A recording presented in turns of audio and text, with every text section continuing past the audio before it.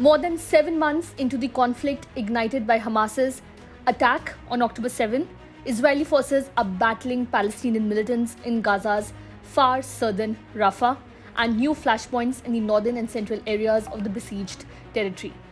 The Israeli army reported that 5 soldiers were killed when 2 Israeli tanks mistakenly fired shells at the building they were in during clashes in the northern Jabalia refugee camp on Wednesday.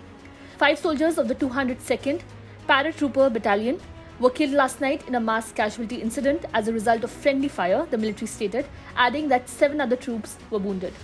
Heavy fighting has erupted again in the north following army warnings of attempts by Hamas to rebuild its military capabilities months after Israel had declared local militant command structures dismantled.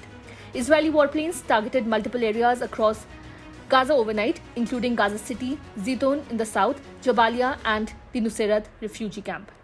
The military's main focus remains Rafah near the Egyptian border, where Prime Minister Benjamin Netanyahu has ordered an offensive despite US warnings that over 1 million civilians sheltering there could be caught in the crossfire.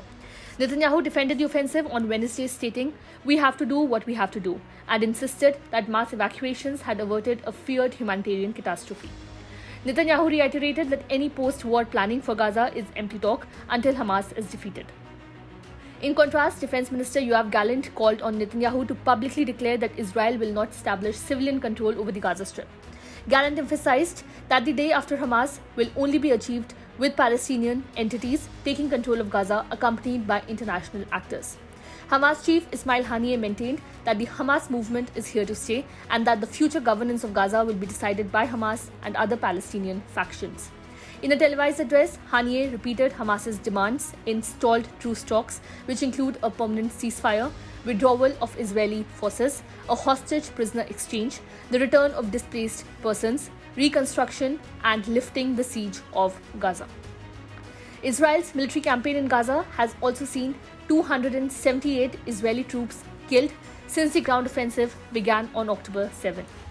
An Israeli siege on Gaza has led to severe shortages of food, clean water, medicines, and fuel, threatening famine for its 2.4 million residents. The sporadic arrival of aid trucks has slowed since Israeli forces took control of the Gaza side of the Rafah crossing with Egypt, causing tensions with Cairo. Subscribe to One India channel and never miss an update.